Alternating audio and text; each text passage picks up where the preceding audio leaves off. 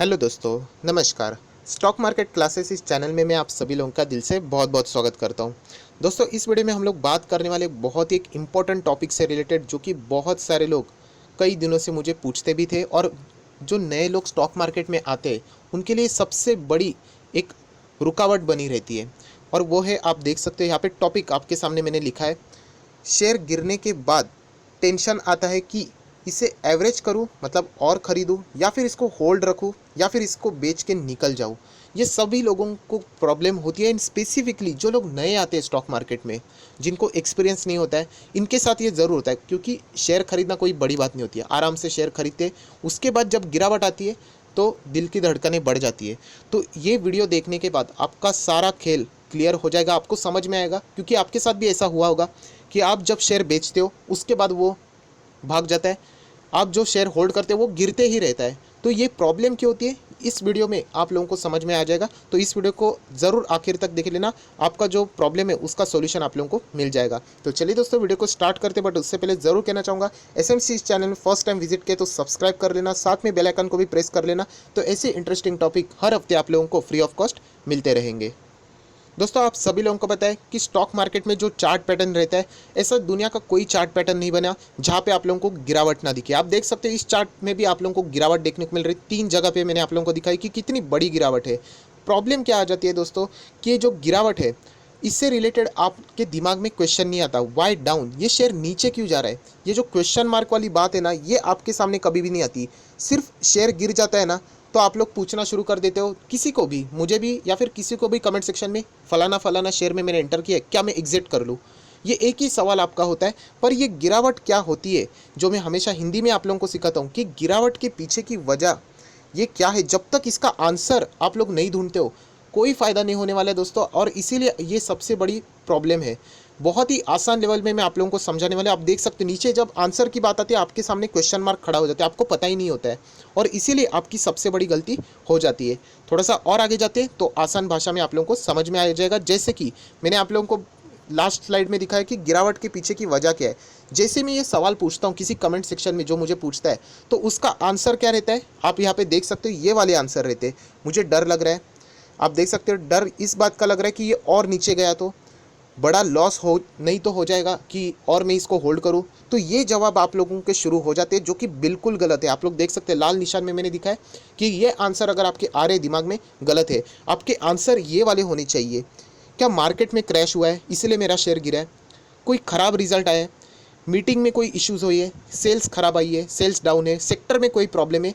ये आंसर आप लोगों के होने चाहिए। बट आपके आंसर ये होते हैं कि मुझे डर लग रहा है। बस ये एक ही आंसर होता है जो नया मार्केट में आता है, और कोई इसमें शर्म की बात नहीं। मैं भी इसी बिरादरी का हूँ कि जब भी मैंने भी शुरू किया था, थोड़ा सा वो 100 का शेयर क्या 99 के आगे हम लोगों को पसीने छूटना शुरू हो जाते हैं, और ये मेरे साथ भी हुआ है। सो इसी को हम लोगों को बदलाव में लाना है, चेंज करना है, तो ही तो आपको फ़ायदा होगा। एक्शन लोगे तो ही तो फ़ायदा होगा, वरना फ़र्क क्या पड़ेगा, ये वीडियो देख के निकल जाओगे, कोई तो फ़र्क पड़ना चाहिए। तो इसीलिए इस वीडियो को आखिर तक देख लेना, तो आप में फ़र्क, बदलाव ज़रूर आएगा। तो दोस्तों याद रखना, ज़िंदगी में प्रॉब्लम है ना, तो उसका सोल्यूशन ज़रूर बनाए। आप पहुँचे नहीं हो उस सोल्यूशन तक, मतलब गिरावट के पीछे की वजह ये प्रॉब्लम है। यस दोस्तों, क्या वजह क्या है गिरावट के पीछे, ये प्रॉब्लम है। ये आप लोगों को जब तक प्रॉब्लम नहीं समझेगी ना, आप सोल्यूशन तक पहुँच ही नहीं सकते। सोल्यूशन क्वेश्चन मार्क रहेगा। अगर मैं स्टॉक मार्केट की बात करूँ, शेयर गिर जाता है तो उसका सॉल्यूशन क्या है, तीन होते हैं। आइदर आप होल्ड करोगे, या फिर और खरीदोगे, एवरेज करोगे, या फिर एग्जिट करोगे। ये तीन ही तो सॉल्यूशन है। बट प्रॉब्लम आ जाती है कि आप लोगों को यही चीज़ नहीं पता है कि प्रॉब्लम क्या है। मतलब अगर आप डॉक्टर के पास जाते हो, आप बोलते हो कि मुझे सिर में दर्द है, बट आपको पेट में दर्द है, तो डॉक्टर गलत दवा दे देगा। सही है। तो यही तो चीज़ है दोस्तों, कि आपको प्रॉब्लम क्या है वही नहीं पता है, तो आप सोल्यूशन कैसे करोगे। शेयर क्यों गिरा है वही नहीं पता है, तो उसमें होल्ड, एग्जिट या फिर और खरीदना, ये आपको पता कैसे चलेगा। तो ये सबसे बड़ा प्रॉब्लम है जो कि आप लोगों ने डिस्कवर करना है। उसके बाद आराम से सॉल्यूशन आपको प्रॉपर दवाई मिल जाएगी। मतलब इसको स्टार्ट करने से पहले एक बात आप लोगों को बताना चाहूँगा, क्योंकि दुनिया का ये सच है दोस्तों। अगर आप इस धरती पे आए हो तो आपको कभी ना कभी जाना ही पड़ेगा, मुझे भी जाना पड़ेगा। अगर आप खुश हो तो आप कभी ना कभी दुखी तो ज़रूर होंगे। वैसे ही स्टॉक मार्केट का भी ये सच है कि अगर मार्केट ऊपर है, शेयर ऊपर है, वो कभी ना कभी नीचे जाएगा ही। सो क्या हर गिरावट में आप लोग यही करोगे कि इसमें मैं एग्जिट कर लूँ? क्या आपको डर लगता रहेगा? तो फिर फ़ायदा क्या स्टॉक मार्केट में आने का। तो इसको बदलना है दोस्तों, ये सच्चाई है। आप शेयर में एंटर करोगे, दुनिया का कोई भी माइका लाल हो, शेयर गिरेगा तो उसमें और आप में फ़र्क क्या है, ये डिसाइड करता है कि आप और मैं कहाँ जाओगे। क्योंकि शेयर गिरता है तब वॉरेन बफे जी भी कैसे तो रिएक्ट करते होंगे, शेयर गिरता है तो राकेश झुनझुनवाला, राधा कृष्ण दमानी भी अपने नज़रिए से देखते होंगे, शेयर गिरता है तो आप में और मेरे में भी फ़र्क रहेगा कि आप डरते रहोगे, मैं नहीं डरता हूँ। तो ये फ़र्क को बदलना है दोस्तों, तो ही फ़र्क पड़ेगा, वरना आप भी उसी भीड़ में जाओगे जहाँ पे सादे कॉमन रिटेल निवेशक कंटिन्यू करते रहते हैं। ये इतना इंट्रोडक्शन बड़ा चाहिए था, तभी आप लोगों को जाके आगे का वीडियो समझ में आएगा। तो चलिए दोस्तों, अभी आप लोगों को कुछ मैं इंपॉर्टेंट बातें दिखाना चाहूँगा। ये है पॉपुलर स्टॉक। लेफ्ट वाली जो साइड देखने को मिल रही है ये दुनिया के पॉपुलर स्टॉक है, और ये राइट वाले है वो इंडिया के पॉपुलर स्टॉक है। इसमें से एक भी स्टॉक अगर आज तक कभी गिरा ही नहीं है ना, तो मैं आपको 500 रुपया दे दूंगा अभी के अभी निकाल के। आप लोगों को भी पता है कि शेयर गिरता है, तो फिर भी आप लोग डरते क्यों हो। तो ये चीज़ मैं आप लोगों को बताना चाहूँगा। दुनिया का सबसे महंगा शेयर भी देखने जाओगे बर्कशायर हैथवे, या फिर आप चाहते हो अमेजॉन, अल्फ़ाबेट, गूगल की जो कंपनी है, या फिर हमारे इंडिया की बात करें तो Reliance, TCS, HDFC bank, HUL, सारे शेयर्स कभी ना कभी गिरे हैं। ऐसे नहीं 10-10, 20-20, 30-30% गिरे हैं। तो हर गिरावट में अगर आप एग्जिट करोगे तो कैसे चलेगा। तो ये चीज़ अभी आप लोगों को समझ में आ गई कि आपको प्रॉब्लम क्या है। तो प्रॉब्लम ये है दोस्तों कि गिरावट के पीछे की वजह क्या है, ये आप कभी भी फाइंड नहीं करते हो, डिस्कवर ही नहीं करते हो। आज एक शेयर में एंटर करोगे, कल वो नीचे आ गया थोड़ा सा, तो आप लोग नाचना शुरू हो जाते हो कि मैं एग्जिट कर रहा हूँ, मैं एग्जिट कर रहा हूँ, मुझे डर लग रहा है, मैं बर्बाद तो नहीं हो जाऊँगा। क्यों? क्योंकि आपने गिरावट के पीछे की वजह देख ली, गूगल भी किया है, किसी को पूछा है कि क्यों गिर रहा है करके? नहीं। आपका सवाल क्या होता है कि मैं एग्जिट करूं या नहीं। तो इसीलिए ये एटीट्यूड बदलना पड़ेगा अगर स्टॉक मार्केट में काम करना है। तो गिरावट के पीछे की वजह क्या है, अभी ये प्रॉब्लम पता चला ना, तो देखिए आपको सोल्यूशन अभी आसानी से मिल जाएगा। और ये सोल्यूशन बहुत सिंपल है, कोई रॉकेट साइंस नहीं। अगर आपको लग रहा है मैं कोई जड़ी बूटी खिला दूंगा, ऐसा कुछ नहीं होता है, बहुत सिंपल सिंपल चीज़ होती है। तो चलिए सोल्यूशन क्या है आप देख सकते हो। अभी ये स्टॉक गिर रहा है, आप देख सकते हो लाल निशान में मैंने दिखाया ये गिर रहा है। अभी इसके पीछे दो ही कारण हो सकते हैं, आइदर इंटरनल या फिर एक्सटर्नल। यस, ये दो ही कारण है। आइदर कंपनी के अंदर कोई गड़बड़ है, या फिर बाहरी दुनिया में कुछ तो एक्सटर्नली ऐसा इशू हुआ है जिसके कारण कंपनी गिर रही है। थोड़ा सा और डिटेल में जाते हैं, इसको समझ लेते हैं ये इंटरनल एंड एक्सटर्नल है क्या।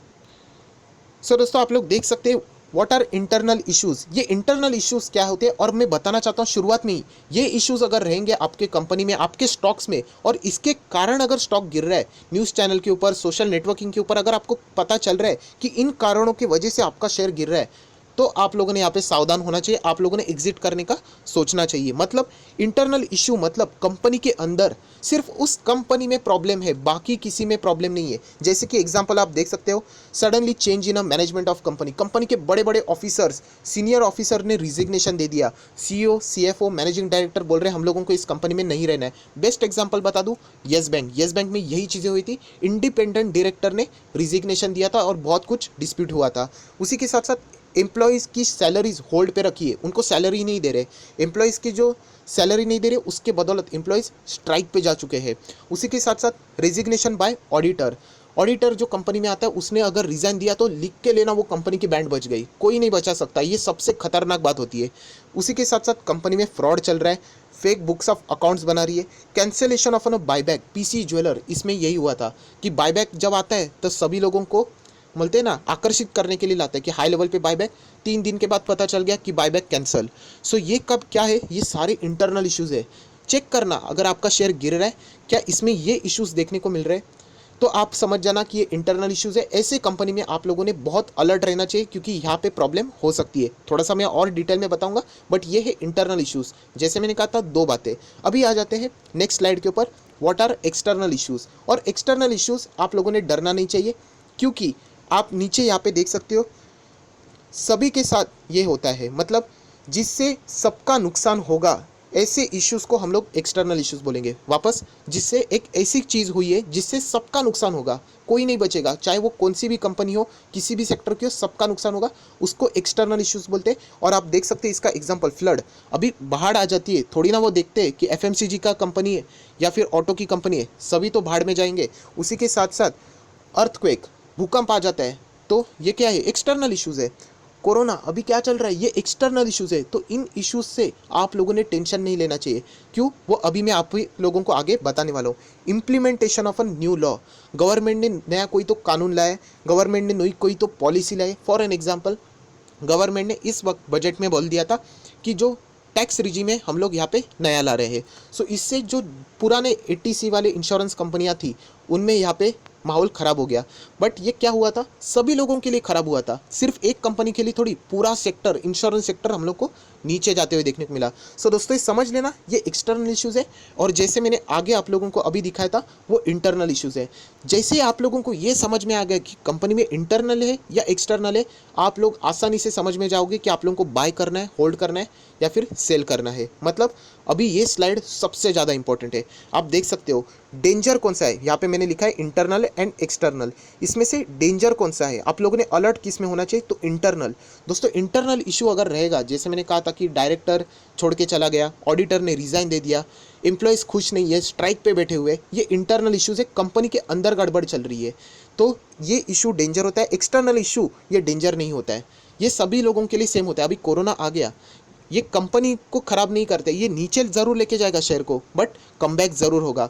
कंट्रोलेबल मतलब कौन से इश्यूज़ ऐसे हैं जिसके ऊपर आप लोग कंट्रोल रख सकते हो, तो यस इंटरनल इश्यूज़, इसके ऊपर आप कंट्रोल रख सकते हो। अभी स्ट्राइक को रोका जा सकता था, आप एम्प्लॉयज़ के साथ बातचीत कर सकते थे, जो मैनेजमेंट में चेंजेस हो रहे उसको रोका जा सकता था, ये सारी चीज़ें कंट्रोलेबल है।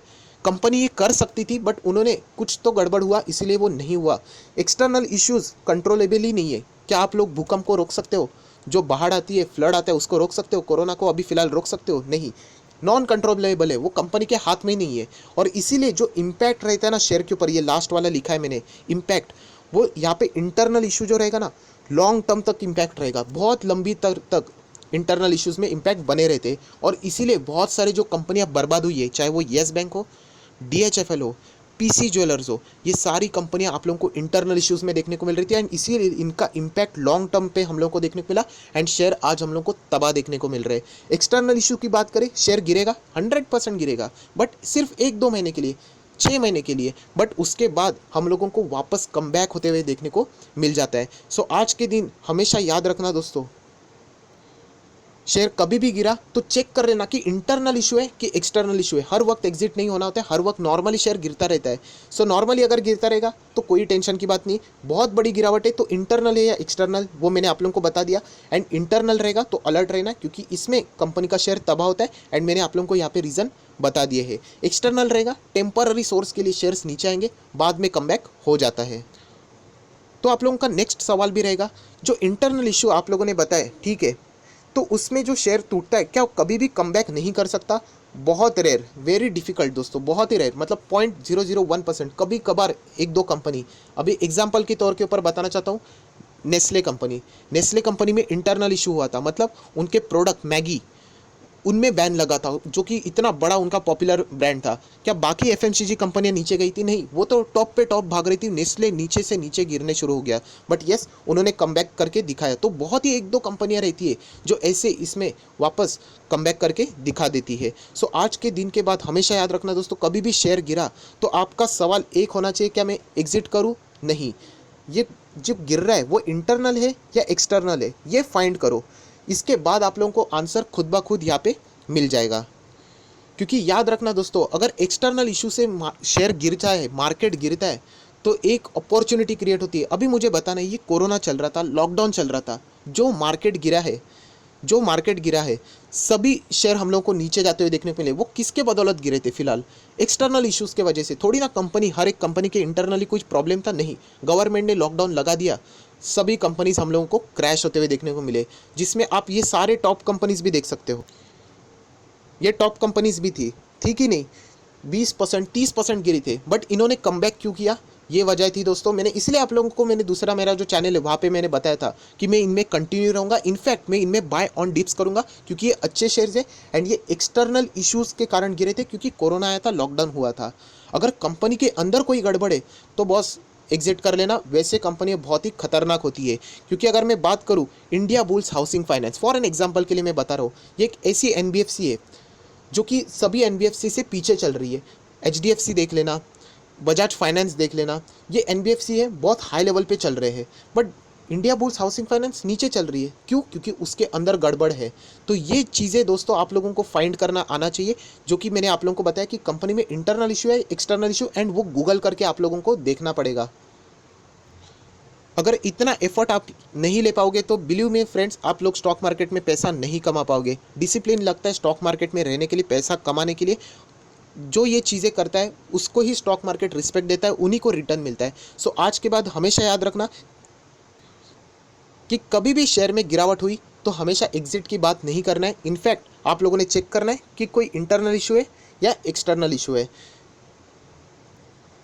और जैसे ही आप लोगों को पता चलेगा कि इंटरनल इशू हम लोगों को देखने को मिल रहा है, तो ये देखो डेंजर का साइन बच गया और ये लॉन्ग टर्म तक चलेगा, तो आप लोग यहाँ से एग्जिट ले सकते हो। बट अगर एक्सटर्नल इशू है तो कोई टेंशन की बात नहीं, कोई डेंजर नहीं है, और ये ज़्यादा से ज़्यादा 1-2 महीना रहेगा, वापस यहाँ पे कमबैक होकर रिटर्न मिल जाएगा। सो यही अभी फिलहाल हम लोग को मार्केट में देखने को मिला कि अच्छे खासे स्टॉक नीचे गिर गए, एंड वही स्टॉक नीचे से हम लोग को 30%, 40%, 25% यहाँ पे भागते हुए देखने को मिले हैं। सो आज के बाद कभी भी यहाँ पे डरना नहीं है कि शेयर नीचे गिरा तो क्या एग्जिट कर लूँ। ये गिरावट के पीछे की वजह क्या है, ये अगर आप लोगों को प्रॉब्लम क्या है वो अगर आप लोगों ने कर लिया इंटरनल एक्सटर्नल, तो आप लोग ऑटोमेटिकली सॉल्यूशन के ऊपर पहुंच जाओगे। एक्सटर्नल रहेगा तो ज़रूर आप लोग चाहो तो वहाँ पे होल्ड कर सकते हो। आपको शेयर बहुत ज़्यादा अट्रैक्टिव वैल्यूएशन पे मिल रहा है तो आप लोग वहाँ पे बाय ऑन डिप्स भी कर सकते हो, एवरेज भी कर सकते हो। बट अगर गिरावट के पीछे की वजह अगर इंटरनल निकली तो आपको सॉल्यूशन पता है, एग्जिट। ऐसे शेयर में हम लोगों ने नहीं रहना चाहिए। सो आई होप, आशा करता हूँ दोस्तों ये टॉपिक आप लोगों को समझ में आया होगा, और इसके बाद अभी भी आप लोगों को कोई भी डाउट यहाँ पे नहीं रहेगा। सो वीडियो को क्लोज करने से पहले ज़रूर कहना चाहूँगा, मेरा और एक चैनल है SMKC करके, उसका लिंक भी डिस्क्रिप्शन बॉक्स में दिया है, जो कि मेरा मेन चैनल है, जहाँ पे स्टॉक मार्केट से रिलेटेड रेगुलर अपडेट्स, न्यूज़ से रिलेटेड सारी बातें आप लोगों को मिलती रहेंगी, and fundamentally strong shares portfolio भी मैं वहाँ पे बताते रहता हूँ। सो that's it, thank you very much दोस्तों। ये अगर वीडियो अच्छा लगे तो लाइक कर देना, दोस्तों के साथ शेयर कर देना, चैनल को सब्सक्राइब करके बेल आइकन को भी हिट कर लेना। So that's it, thank you very much दोस्तों। We will be meeting in our next video. तब तक के लिए बाय बाय।